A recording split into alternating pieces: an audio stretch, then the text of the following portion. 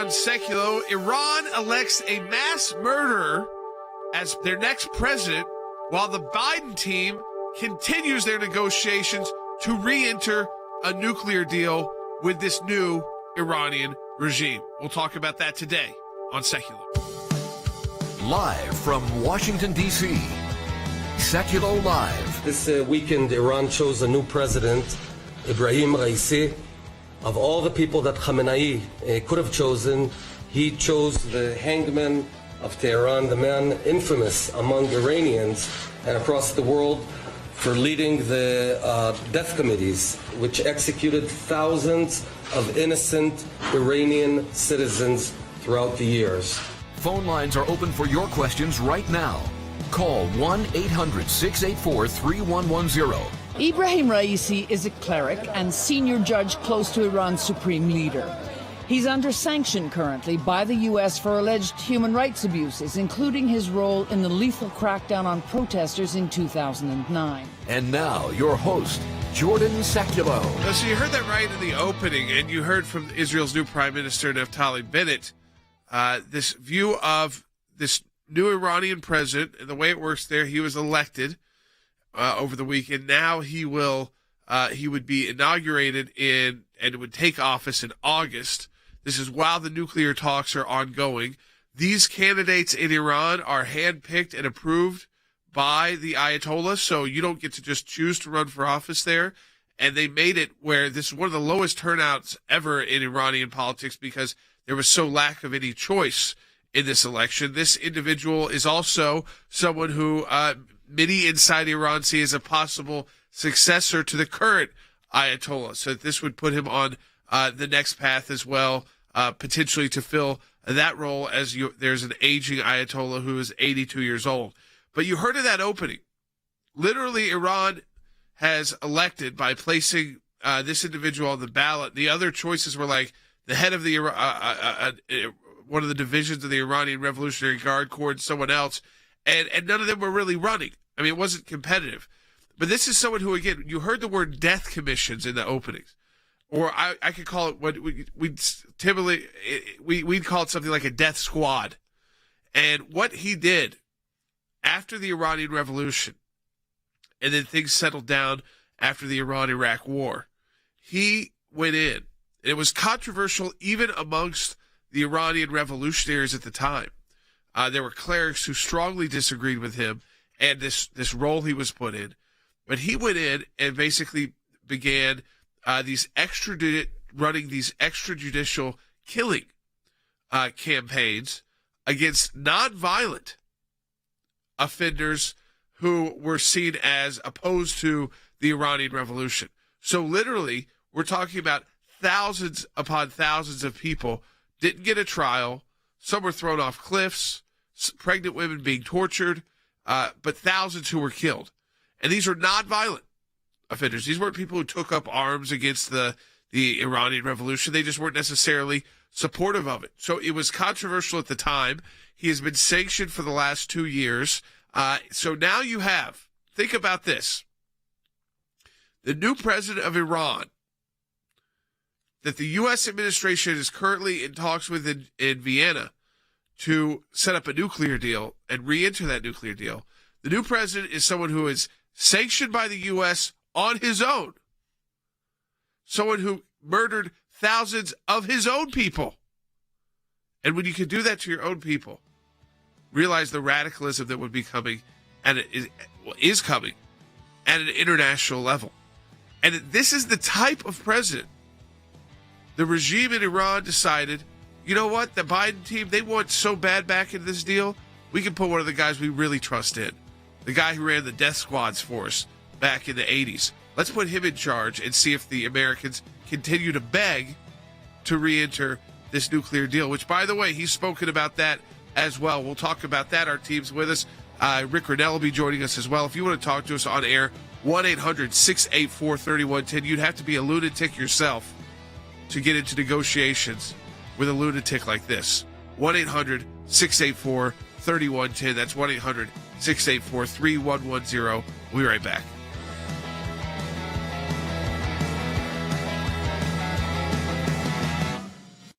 Ebrahim Raisi, a hardline judge, secured a landslide victory in Iran's presidential election. More than half of all eligible voters didn't cast a ballot. Some saw the election as a farce. There were 7 official candidates, but cartoons suggested that only one, the regime's man, would be allowed to win. I'd like to offer my gratitude to the very dear, honorable and vigilant people. I thank the Almighty God for the dear people's trust in this serving seminary student. I hope I can respond well to the people's confidence, votes and kindness during my term. His appointment by the Supreme Leader to key roles has raised other questions. Some feel his presidency is setting the stage for him to become the next Supreme Leader, but he still has to serve as president. There are no moderates on the ballot in Iran. The Ayatollah is a religious Nazi. He controls the place. Raisi, who's already under a Trump-era sanction for alleged human rights abuses, is allied with the Revolutionary Guards. Enemies of the U.S. and backers of Hezbollah, designated a terrorist organization by Washington. Also in command of the Iranian Navy boats that harass U.S. warships in the Persian Gulf. What does Joe Biden think of Raisi? Well, of course, we vigorously object to the worldview and the outlook that Raisi has put forward. We don't share his values. We don't share his interests. But, Chris, we also have to keep our eye on the ball. The person who will call the shots on Iran's nuclear program is not Raisi. It's the supreme leader, Ayatollah Khamenei. Raisi's selection is, I would say, the last chance for the world powers to wake up. He's got the blood of thousands of people on his hands. This is not someone we ought to be talking to. It's not a regime that we ought to be engaged with. We ought to continue the maximum pressure campaign and force this regime to change its behavior.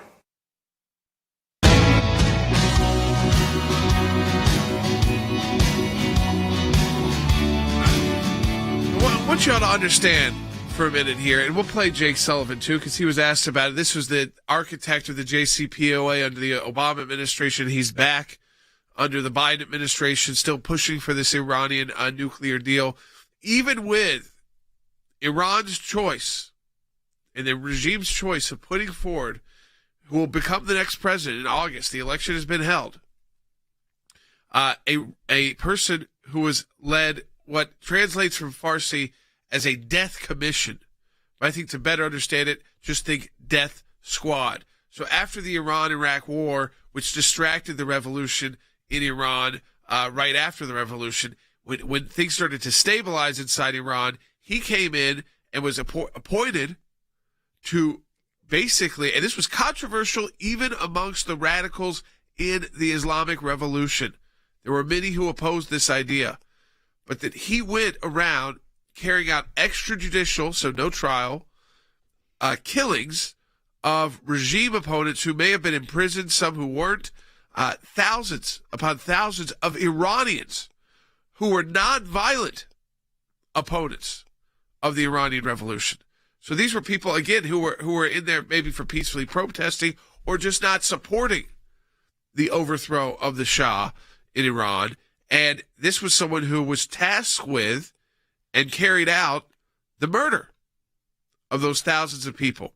Now, I want you to understand, when you talk about someone who will do that to their own people, imagine their worldview against their true enemies, international enemies, like the United States or Israel or the Gulf states.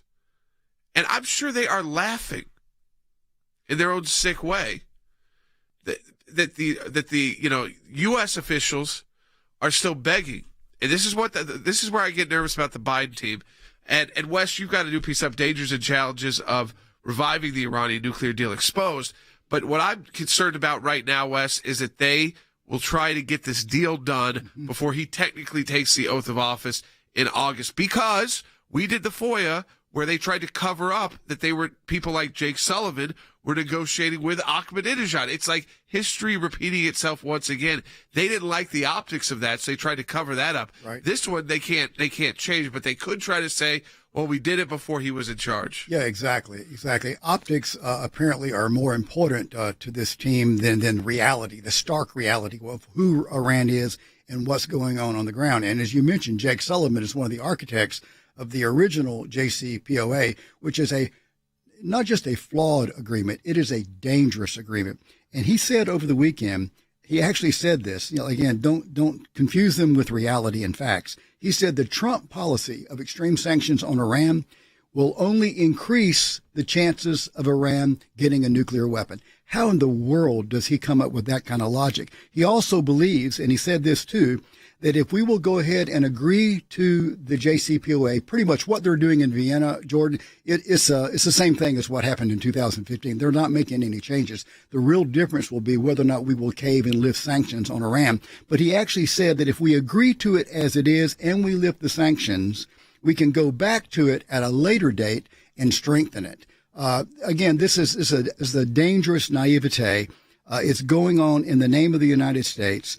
It is very frightening. The new president of Iran, that change of leadership, while there's also a change of government in Israel, is also very troubling, because look for Iran to test the new prime minister in Israel too.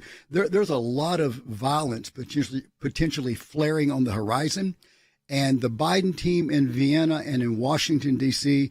is either incredibly naive or I don't know what, because they're turning a blind eye to what's really going on, who Iran really is, and what the repercussions will be for the region and for the world. I mean, here it is. This is Jake Sullivan, the lead negotiator on the Iran nuclear deal, on Fox News Sunday yesterday. Take a listen. What we're intending to do is to reimpose the constraints that put Iran's nuclear program in a box. The limits on enrichment, the limits on stockpile, the intensive verification measures, all of which were included in the original Iran nuclear deal. Once we go back into that deal, Chris, the idea is to negotiate a follow-on agreement that will make for a longer and stronger agreement. That is the next step that U.S. policy will take alongside our partners in the P5+1. So, Andy, we know they were violating this the whole time. They were never abiding by it. The Europeans have told us they weren't abiding by it. They've been honest about now, say they've increased their centrifuge levels and what they can produce. But now, I guess we're trying to, with this new regime, with a death squad leader being elected president, who is now on path to even potentially becoming the next Ayatollah, the next supreme leader in Iran, that not only do they need to negotiate one deal, and then they got to negotiate a long-term deal as well. Yeah, we're going to have an agreement, first of all, with a killer, with a person who is been the head of the judiciary in Iran, who has held positions put in place by him by the current Ayatollah, who is his man on the spot to make sure that people are killed who do not agree with the regime, literally slaughtering your own people. This so-called judge, and being a historian, I think only of Roland Freisler, who was Hitler's judge, who did the bidding of the Fuhrer, who was the terrible, horrible scarlet robe judge in Nazi Germany, who put people to death with these farcical trials. Now he is going to become the president, and the United States naively is going to sit at the table with their knees together in Vienna, and kind of come up with a deal, and then we're going to come up with a deal after that that's going to really make the first deal better than the first deal that we come up with, which is ridiculous. I don't know that it's naivete rather than gross negligence on the part of the Biden administration to do this. You say, oh, they're naive, and they're not naive. They're grossly negligent with the future of the world, not just of the United States, but the future of the world. I mean, so Raisi, this would be Ebrahim Raisi will become the next president of Iran in August. This is a clear signal to the United States. And take your thoughts on it, too. Rick Grenell's going to be joining us in the next segment. But start getting your calls in, because of that second half hour, the idea that the United States would continue negotiations after the supreme leader of Iran decided this is going to be our guy that we hold out as president, the guy who ran our death squads, the guy who's sanctioned by the U.S. government. And by the way, his sanction wasn't lifted by it was interesting enough, by the Biden team, as some other sanctions have been lifted inside Iran, not that sanction on him individually. And he's carried out these atrocities against his own people.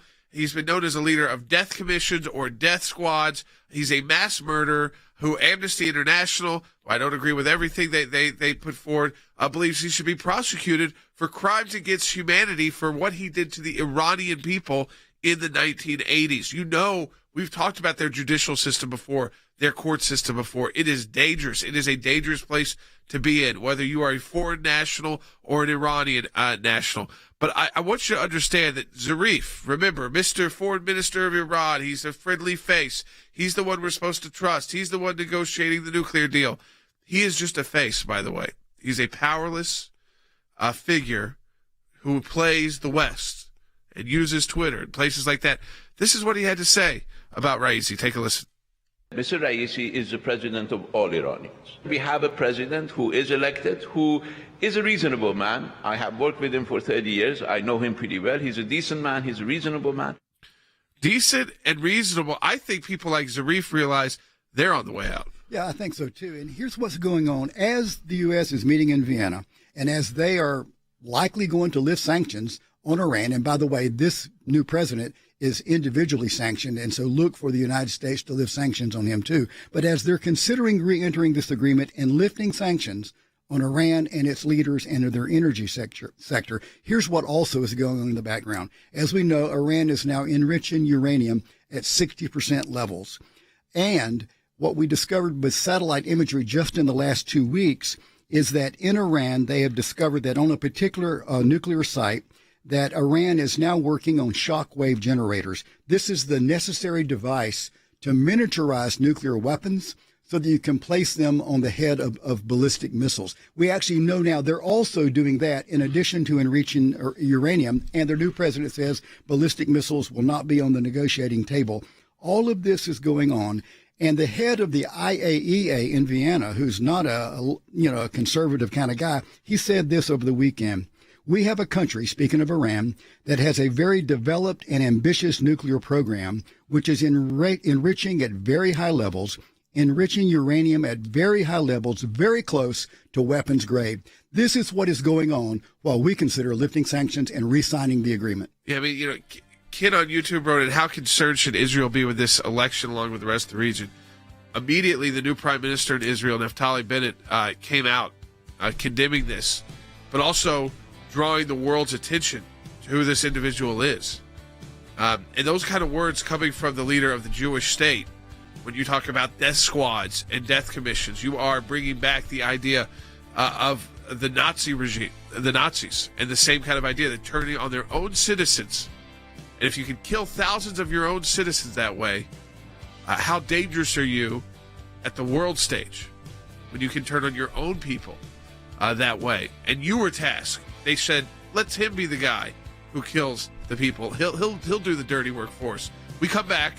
Rick Grenell joins us on Sekulow.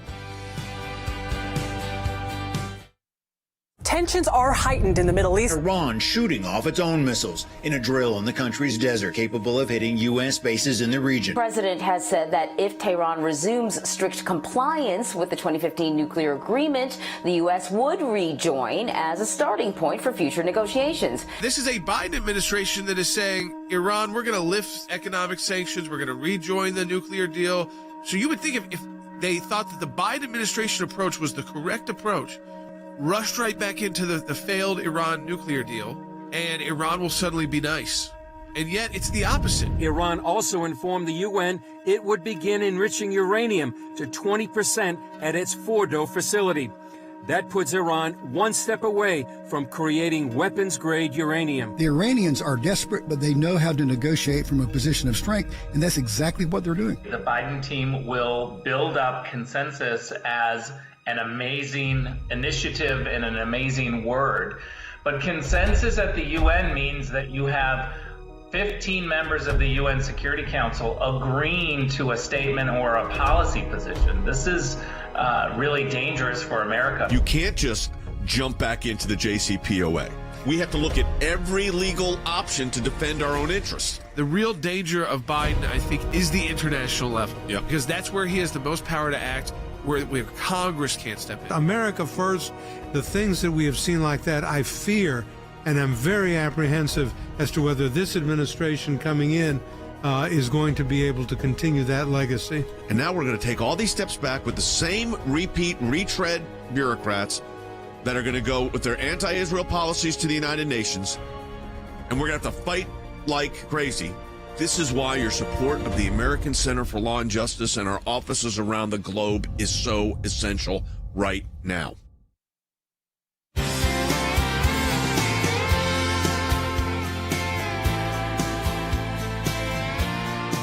So as we often try to do on this broadcast is to take you to news and, again, doesn't always, it kind of happens over the weekend and then the inauguration in Iran's not until August.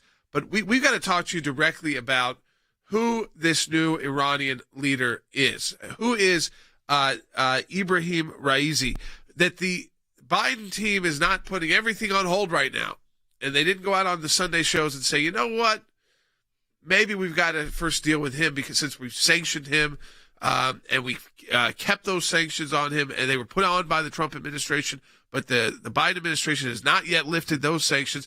This is someone who led death squads. Rick Grenell, Senior Advisor to the ACLJ, joins us now, and I'm glad he was able to do it today because, Rick, this to me is a signal from the true Iranian leaders, the supreme leader and his advisors to the U.S. and the world that we believe we can put our most extreme supporters and thugs in place as our president, and still you'll want to deal with us. Still, you'll beg us to join this nuclear deal. Yeah, let's think about that. This is a killer. This guy is an unbelievable mass murderer. He has sanctions on him, and yet the Biden administration is going to be negotiating with him. Yeah, and to me, I mean, and Andy, when I hear about this, someone who's got a record of turning on his own people this way, you mentioned a Nazi judge who was known as Hitler's judge. Yeah. Roland Freisler, you may have heard of him, Ambassador. He was Hitler's judge. He was the head of the judiciary, and when you went before him, you were verbally abused, you were physically abused, you were convicted, you were dead on arrival. And he worked his way up through the judiciary. So what do you think is the message that the Iranian supreme leader is who supported this guy, Raisi, who's handpicked him? Of course, obviously, he wouldn't have been president if the Ayatollah hadn't chosen him. What is he telling Biden? What is he saying to Biden? Well, unfortunately, I think he's saying to Biden exactly what everybody else is saying. The Chinese leader, the Russian leader, they're all saying to Biden that we need to test you. We're going to try and figure out how much we can get away with, how far we can push it. At this point, the Iranian regime seems to be in control of the negotiations. The Europeans want the Americans at the table. The Americans are rushing to the table. They're rewarding the Europeans and the Iranians with the process, but we're not even talking yet about the substance. And I fear that the substance, there's nothing that we can agree on to move forward if you're trying to deny Iran a nuclear weapon. One thing, Rick, that I thought was unique is that we know from this team, we know from Jake Sullivan specifically in his role, that back under the under the Obama administration, there was that cover-up move by the State Department, and we filed the FOIA to get that uncovered about where they clipped out part of a press conference about when they actually began negotiations with Iran, because they didn't want people to know at the time that they actually started those negotiations with Ahmadinejad, with the Ahmadinejad, the more radical president of Iran. And they didn't wait until Rouhani was there. Now, I mean, unless they try to play some game, which we've talked about, like maybe they can get into the deal before he's technically the president. But ultimately, whether they do that or not between now and August, this is their guy who is a direct pick by the Ayatollah, yes, but not someone who's there to soften Iran's image at all. No, there's no reform idea here. I mean, and let's think about it. We are negotiating with somebody who is under sanctions restrictions from the United States. This is a real problem, and I think that what you're going to find is the Biden administration is going to be in a corner very soon. They're going to realize that the Iranians are not coming forward with any new ideas. They're not coming forward to somehow show that they've been honest. And the only deal that's going to be offered is a deal where they continue to work towards programs that will develop a nuclear weapon And we've got to pray, we've got to hope, and we've got to keep the pressure on the Biden administration that they reject the offer that's coming towards them. Wes? You know, Rick, one of the things that I find astonishing and troubling is how many of our supposed allies are pushing us to lift the sanctions and reenter the agreement. But one of them over the last few days that's been in the news a lot is that Germany in particular, and you're the former ambassador to Germany, that Germany in particular is really, they have the full court press on trying to get the United States lift the sanctions and re-enter the agreement. Why is Germany pushing so hard on this? Well, first of all, they don't have the same threat assessment that we do when it comes to Iran or China or any other country. They have a Germany first economic model.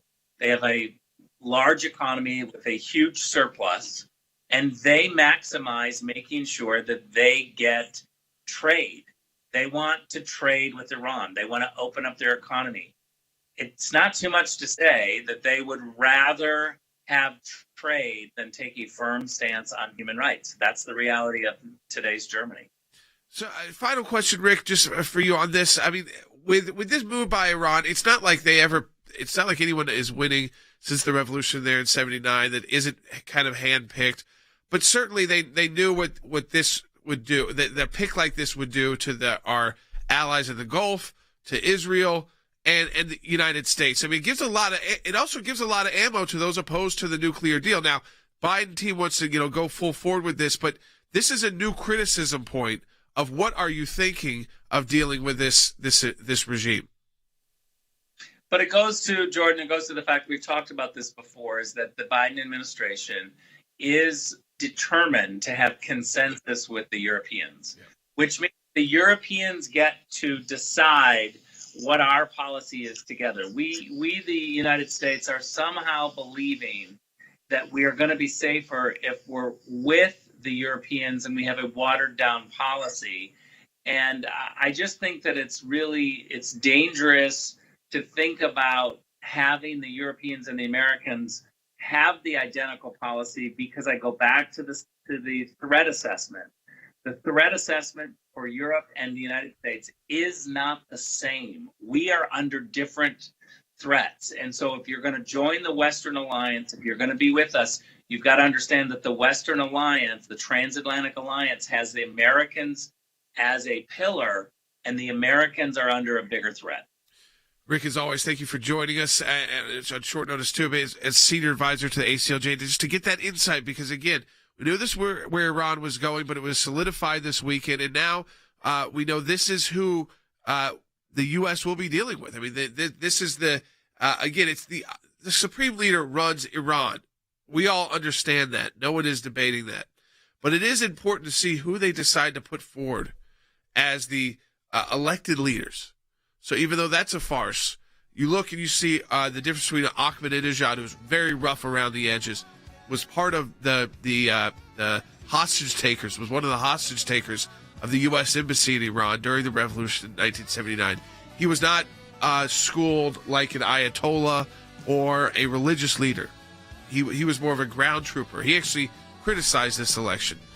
This is someone coming right out of the regime, coming right out of the theology schools of the regime as well, holds their hardline views, and has carried out some of their worst human rights abuses on the Iranian people. He is a death squad leader who is now on path. He's been elected, will be inaugurated in August, and we're going to go into a nuclear deal with this guy and this group. We'll be right back. We're in a fight for life that is incredible right now. Barbaric and horrific. This is the New York State's law on unrestricted abortion. No protection for the unborn child. Not only they passed it, they celebrated it. Zero protection. Used to have personhood protection. Right. Now they don't. That is now all completely repealed. We've handled a series of cases involving those that are being persecuted for their faith. They called it terrorism, but they actually use in the indictment itself the word Christianization. A principal comes and yanks your Bible away. The teacher became aware that the student was reading from the Bible.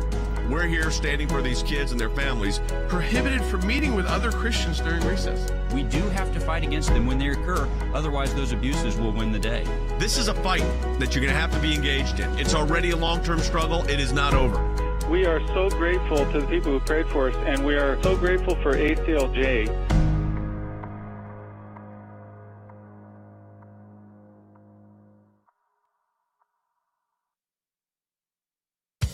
Live from Washington, D.C., Sekulow Live. And now, your host, Jordan Sekulow. So let me reset for you. If you're just joining us on Sekulow, we were just joined by our senior advisor, Rick Grenell, and that was kind of last minute because we wanted to get his insight into how Iran has decided to put forward as their next president. Their next president, Ebrahim Raisi, is someone who has been involved heavily in Iran's horrendous judiciary. I mean, just a judiciary that once you are stuck inside, the rope around your neck is getting tighter and tighter every single day you're in Iranian custody, especially if you're a kind of political prisoner. Well, this is someone who made sure in the 1980s to wipe out most political opponents. Political, not violent. In fact, they were specifically non-violent opponents of the Iranian Revolution that he led a death commission. That's how it translates. A death commission to kill and execute these people. And along the way, while throwing some off the cliffs, he also was well known for having pregnant women tortured, having people, turn on their own friends and family by torture, and then having, accused, say, oh yes, they did do this. They were the opponents to the regime. So this is just to a extremely bold move by Iran to say, you want us back, you want the nuclear deal back. We're going to really make you have to do a deal with the devil. I mean, and you already, I think, were doing that the first time around because we know from our work they were dealing with Ahmadinejad, who was pretty close to dealing with the devil himself. But this guy is on track to also not just becoming the president of Iran, but could be on the fast track to becoming the next supreme leader of Iran. So a guy who led death squads for the Islamic Republic. He's very tight with the Iranian Revolutionary Guard. So this is someone, again, he's tight with the judiciary inside Iran, the IRGC, and the supreme leader himself. And you see even the foreign minister, Zarif, who they put out as kind of the friendly face of Iran, even what he said about him was not a full-throated endorsement, I will say that. It seems like he's nervous as well, because at any point, he could be seen as one of those opponents of the current revolution. They're always in a revolutionary state, and these extrajudicial processes with inside of Iran. But who on earth can you imagine that right now, the Biden team, and they decided on Sunday to put their people out on the Sunday shows, are moving forward trying to reenter the JCPOA, also known as the Iranian nuclear deal. And their excuse was, this is Jake Sullivan's excuse. His excuse is, well, this guy doesn't really run Iran anyways. It's the Ayatollah. It's the supreme leader. But this is the guy he picked. This is the guy who the supreme leader decided, with his history of human rights abuses, not against foreign nationals, okay, not against Israelis, not against opponents of Iran externally, but of actually getting rid of and killing death squads of their own Iranian citizens who were non-violent opponents of the Islamic Revolution. This is who the Biden team thinks it's really great to sit down and have tea with in Vienna and to have these meetings. I mean, think about that. These are people with blood on their hands of their own people. And we're trying to empower them on the world stage. We want to lift sanctions on them. We want to get more money flowing to that regime.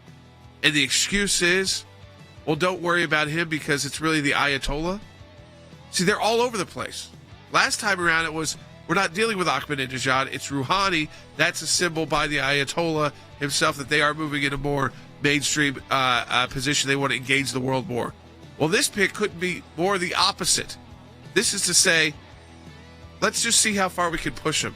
and we'll laugh all the way there. The Biden team is trying to put us into this deal with the devil. We'll be right back.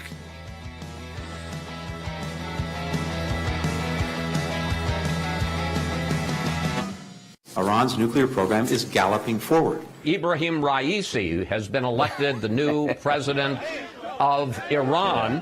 The Biden administration reportedly wants to conclude a nuclear deal before Raisi takes office in 6 weeks. Do you think Raisi's election actually increases the chances? The ultimate decision for whether or not to go back into the deal lies with Iran's supreme leader.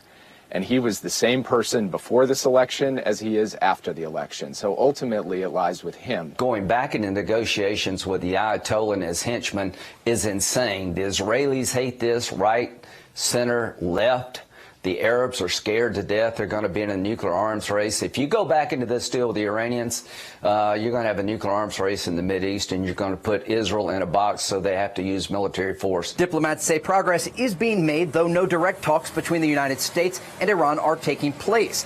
Previously, the Biden administration refused to lift any sanctions until behavior by Iran changed. Though slowly, President Biden is indicating economic pressure could be lifted under the right circumstances. The West and certainly the UN Security Council permanent members should all be united in denying Iran a nuclear weapon. The more the Biden administration negotiates that with them, the more aggressive they've become, whether that's sending ships to Venezuela for a weapons transfer, or whether that's funding Hamas to wage a war against Israel through Hamas, whether it's funding other proxies in the region like the Houthis against Saudi Arabia. What we're intending to do is to reimpose the constraints that put Iran's nuclear program in a box. The limits on enrichment, the limits on stockpile, the intensive verification measures, all of which were included in the original Iran nuclear deal.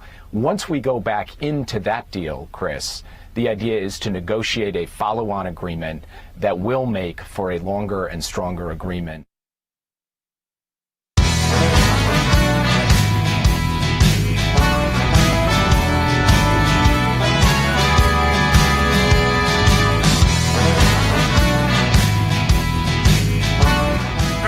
Sekulow. We are taking your phone calls too, 1-800-684-3110. That's 1-800-684-3110. So I talked about this, that Jake Sullivan, the National Security Advisor, so he has moved up significantly.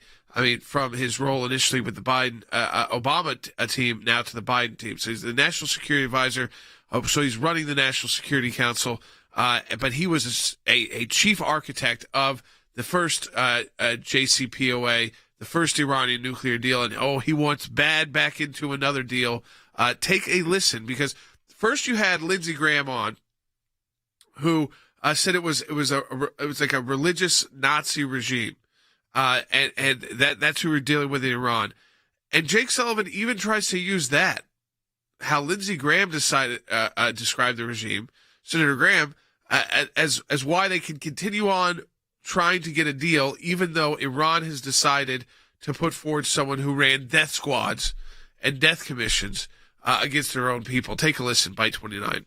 What does Joe Biden think of Raisi? Well, of course, we vigorously object to the worldview and the outlook that Raisi has put forward. We don't share his values. We don't share his interests. But, Chris, we also have to keep our eye on the ball. The person who will call the shots on Iran's nuclear program is not Raisi. It's the supreme leader, Ayatollah Khamenei, which you heard earlier from Lindsey Graham. He's the guy ultimately who will make the decision about whether Iran accepts the constraints on its nuclear program that will ensure that it does not get a nuclear weapon. That's what we are testing right now. That's what our diplomacy is all about. And we are determined to prevent Iran from ever acquiring a nuclear weapon. I mean, so I want to break that down for people because, again, when you look at the fact that he tries to say, well, it's not really this guy that we've had to deal with, this goes against their entire narrative last time around, which was, see, that guy, that supreme leader, Andy, who really calls all the shots, decided to put in place a more moderate mainstream candidate, and they used that as an excuse. Now they're using it as an excuse well, we don't really, this guy doesn't really matter, even though he was the leader of the death squads and picked by the supreme leader, because really we're just dealing with the Ayatollah. That's great to know. Yeah, well, it does really matter. It doesn't really matter. The Ayatollah is sending him a message. The guy that's going to take over from me is a killer. He kills his own people. He corrupts the judiciary.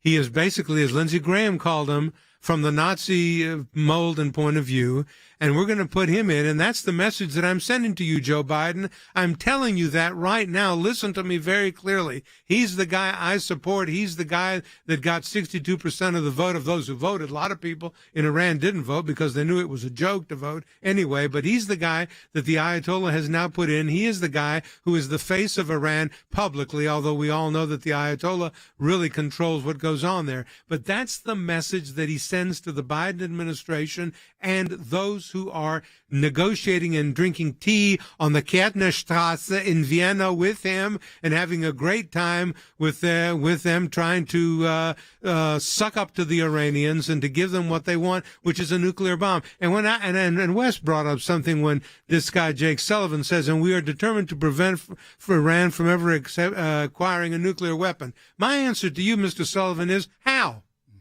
How are you going to do that? They can never explain how the deal does that, Wes. They never can put down on paper the first deal. I mean, if I was Jake Sullivan, I'd still be embarrassed. If the deal I'm talking about is some grand deal, was a 2-page, there's no, country logo. There's no formality about what this P5 plan. It's literally just a bullet points, and it's a joint plan of cooperation. It's not a treaty. It's not a real deal, and this is what they're hoping to get back into in the short term. And then, as he says, in the long term, they'll get a better deal. Yeah, I mean, that's insane talk. When he says we are committed to prevent Iran from ever acquiring a nuclear weapon, that is hollow talk. And like Andy, my pointed question to this young man who actually wrote the original JCPOA with another team is how? What are you doing to stop it? Because right now, Jake, Iran is enriching uranium at 60%. Right now, they are working on shockwave generators so they can miniaturize a nuclear weapon. They are also working on a ballistic missile program, which basically they perfected, so they can put those miniaturized weapons on warheads. We've also given them billions of dollars of cash, and last week, you went ahead and lifted more sanctions that Trump administration had put on Iran, so now they have even more money. How do all of those things add up to you preventing Iran from acquiring a nuclear weapon? And by the way, that original JCPO that he touts as being strong, there was no verification. We could not inspect any military sites, any in Iran under the JCPOA. That's the logical place they would hide nuclear weapons research and development. So this is hollow talk, and this sounds very caustic. But in my opinion, Jake Sullivan and this team, they are not preventing Iran from acquiring a nuclear weapon.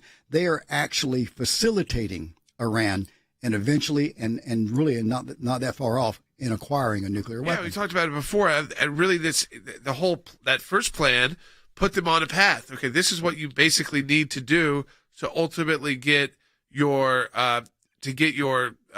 nuclear weapon. So you follow these rules along the way, but along the way you're continuing to increase your nuclear research. You're getting the okay from the world to do that, and then ultimately leading to this. I want you to listen to. I'm going to read this out. Following the U.S. strike on Qasem Soleimani, the head of the Iranian Revolutionary Guard Corps, this is what the new incoming president of Iran had to say in a written statement, Ebrahim Raisi. Quote, "I'm addressing the enemy. Let no one think that if someone holds the position of the U.S. president, yet he commits or orders a murder, he will be immune to the enforcement of law and justice and will remain on the sidelines. Never. Those who played a role in this assassination, in this crime, none of them will be safe anywhere on the globe. This is final. The steel willpower of the resistance movement will exact hard revenge from them." That is a direct threat. It's like issuing, which we know there are fatwas and issues like that, Andy, but that's a direct threat to people like our senior advisor, former Secretary of State Mike Pompeo, our former president, President Trump. I mean, the list goes on. I mean, it does. It is a direct threat to them. That's why they still have security protection. The Secretary of State Secretary Pompeo will have for many years, because they have said to them, never will we relent from our desire and our intention to get those of you who took Soleimani's life and who executed him. We are after you. This is the steel willpower of the resistance movement will exact, as you said, as he said, and you quoted, hard revenge from them. Well, what's the hardest revenge? Death. And that's what these people do. They kill.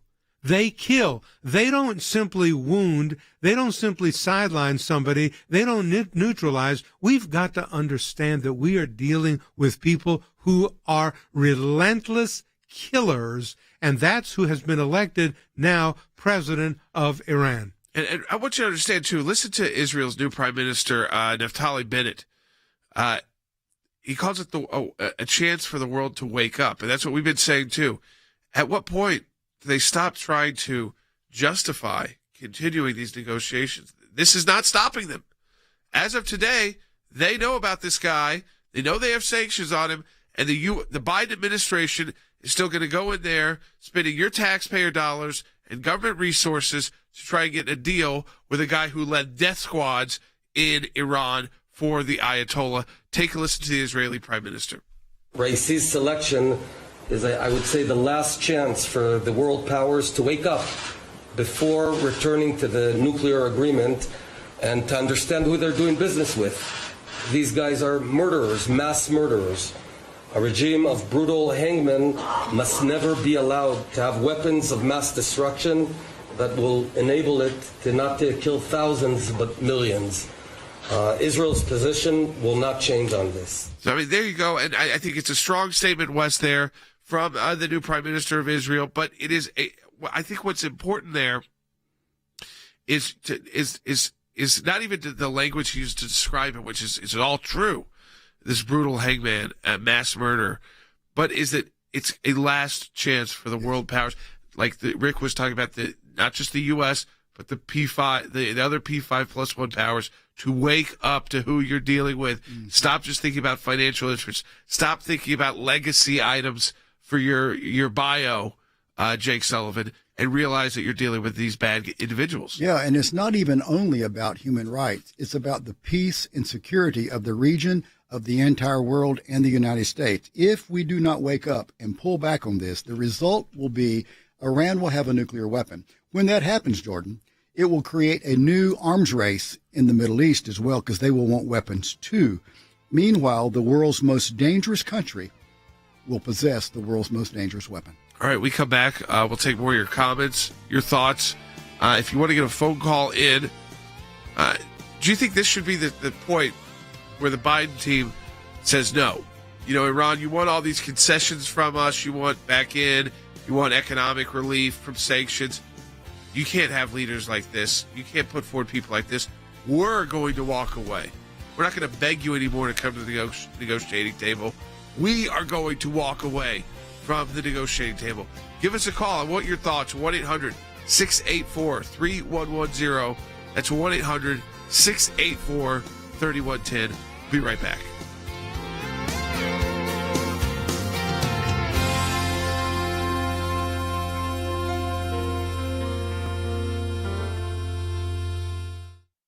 I'm before you today, and it's a humbling experience for me. But the task that we have before us is great, and we have no time for delay. In one of my very first Supreme Court arguments, one of the legal journals said I was rude, aggressive, and obnoxious. We won that case unanimously. In 2009, we opened our permanent office in Jerusalem. 1 year later, I found myself before the International Criminal Court in The Hague, the ICC. The Palestinian Authority, much like the BDS movement of today, sought to utilize an international tribunal for one purpose, and one purpose only: to delegitimize the Jewish state of Israel. I argued the law, and the law was clear. The Palestinian Authority was not a state. It had no business being before the ICC, and the case must be dismissed.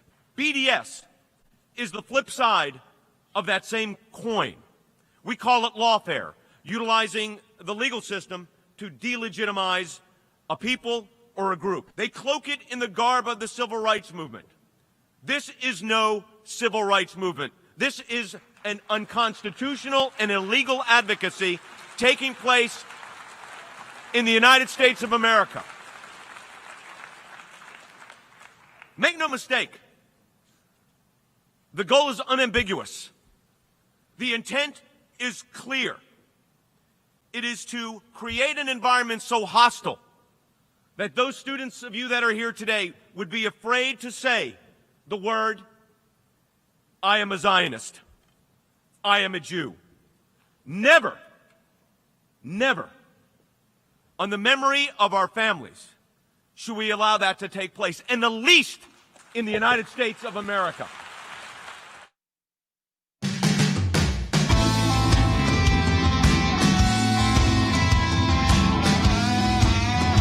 We've heard from the Biden administration. We've heard from the Israeli government. Now I want you to hear from the incoming president of Iran, Ebrahim Raisi, in this interview he did with CNN. He's obviously, when you hear him after the questions asked, you're hearing the translation. But again, your first time to kind of hear the tone, the way he is responding to dealing with the United States. Take a listen. You've already told us how you feel about a direct meeting with President Biden, but would you be willing to talk to and negotiate with the Biden administration? Would your administration be willing to do that? What do you expect of the Biden administration? And how do you feel about the U.S. proposal for a possible expanded nuclear agreement that would also cover Iran's ballistic missiles and also regional issues as well? Americans that broke their promise, and that the Europeans also did not make good on their commitments. So we are stressing that the U.S. administration, when it comes to its commitment within this deal, the U.S. needs to adhere to that and act accordingly. Regional issues or ballistic issues are not negotiable. So he's saying right there, this idea of you're going to have two different, basically you'll have the first deal, and all the criticisms we had, Wes, of that first deal that the Biden team wants to figure out in a second deal, he's saying no. He's saying no, but that was before he was, elected president. Now he's elected president, put in place by the regime, which means that's the same regime that's the same position as the supreme leader that Jake Sullivan talks about dealing with. Is those issues are off the table. You're not going to restrict our ballistic missile program. You're not going to get involved in our regional issues like our call for the death to Israel, and also our involvement in the Gulf states. Yeah, he's making it very clear. On regional issues, they're not going to stop calling for the destruction of Israel. They're also not going to stop their export of terrorism, their support for groups like Hamas and the Houthi rebels and Hezbollah. And they are not going to stop perfecting their ballistic missiles. Why? Because that's what they need to deliver a nuclear weapon. So basically, they're saying all the things that are important in this agreement, they are off the table. They're non-negotiable. Meanwhile, they are well on their way, if you believe the director of the IAEA, to actually possessing a nuclear weapon. That the breakout time, once they reach that 90% level of uranium, they're at 60% now, that the breakout time for them to develop at least one nuclear weapon has gone from 2 years to several months. But he is not negotiating on any of those things. Yeah, I mean, so you talk about Syria destabilization, Yemen destabilization. He's not running away from these issues. They're putting it out very front and center, and they're blaming the U.S., of course, for actually maybe it should actually be weaker because you broke the deal the first time. But Andy, ultimately, to me, these leaders are chosen to send a signal. Rouhani was chosen because they thought, hey, we got a chance at some serious economic relief. Let's put someone in place who doesn't rub people the wrong way, maybe doesn't have a history like like Ahmadinejad had with the revolution, or now Raisi has with post-revolution mass murder. And they've decided, let's put the mass murder forward and see if they still give us the relief. Well, you're absolutely right, Jordan. When Middle Easterners and people throughout the world, not only Middle Easterners but others, elect, and as they do in this theocracy, this Islamic theocracy in Iran right now, they are sending you a message when they do this that in this case is clear and unequivocal. He has taken the most bloodthirsty, blood-curdling, Nazi-style judicial officer, and I put that in quotations, And he has made him the face of Iran to the world as the president, the puppet president, to be sure. He has made that now known. He has told Joe Biden that. He has told the Europeans that. Why are we continuing to negotiate? Why are we continuing to think that they are going to do anything other than what he says non-negotiable on regional issues? What are the regional issues? The regional issues, rather. The regional issues are the death to the Israeli state, the support of Hamas, the support of Hezbollah, the support of organizations that seek to destabilize the region. He has told you that, Joe Biden. What are you doing? Why can't you hear? It's so obvious. I don't understand it. Yeah, I mean, they continue to move forward this way. A YouTube super chatter said, Biden gave Russia the Nord Stream 2 pipeline even before he met with Putin.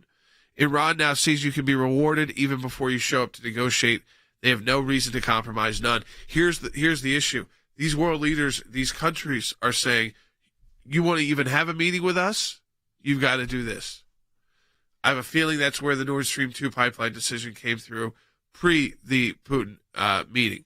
And then same with Iran. Iran has put all these preconditions out. And the U.S., by the way, right now is moving forward with those, providing sanctions relief. The question will be do they lift sanctions on the new president of Iran, who is currently sanctioned by the U.S. government because of his role in mass murders? So, Wes, when you look at this too, I mean, from just a projection of our strength, and then I want to update people too about tomorrow. We're going to get back into SR1 and this cloture move. And by the way, now Joe Manchin is interested in changing the filibuster from 60 to 55. The question for me is if you go from 60 to 55 and they give you everything you want in this plan and they take out all the stuff you didn't like, that's not much of a stretch to go to 50.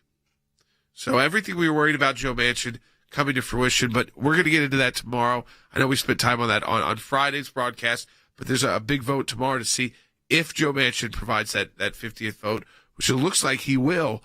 Then what happens next, which again could be very dangerous, and not just for SR1 and the voting bill, but also the filibuster itself, which again would change politics drastically on both sides of the aisle for as long as I can imagine into the future. But Wes, when you look at this decision and all of these moves, I mean, it just seems like the world is telling us they're sticking the finger in the eye. They're saying we're going to put forward the worst people possible.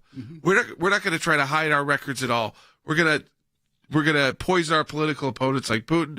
We're going to put in mass murders as our next president, like Iran's done, and we're going to see how you respond. And we look like we're begging. Yeah, we do. Wishing for peace does not make peace come about. Wanting Iran, for example, to join the community of nations and act normally will not make that so unless the Biden administration changes course and changes some of their strategic calculus here. His legacy, Jordan, will be, when he leaves office, to have made the world a more dangerous place. Yeah, I mean, this is, again, it is already becoming a more dangerous place at a time when it is easy to not focus on what's happening around the world. There's still, the media is still threatening us for, will we have to lock down again? I mean, they're still throwing that out there. It's like they're so obsessed with that. Will we have to shut down again? And this is why we're reopening. We need to pay attention to what's happening around the world. What the Biden team wants you to do is to not pay attention. They would love you to tune out. That's why he doesn't do many press conferences. That's why he doesn't do a lot of speeches on these issues, because they don't want you to spend too much time paying attention to who they're actually dealing with. And in Iran's case, they are moving forward. If we believe the National Security Advisor, which I do, Jake Sullivan, who told Chris Wallace yesterday, they're going to move forward in these negotiations, even though Iran has elected a mass murderer who led death squads to kill nonviolent Iranian opponents of the revolution, thousands upon thousands. And we're going to trust him with a nuclear deal. We'll talk to you tomorrow on Sekulow.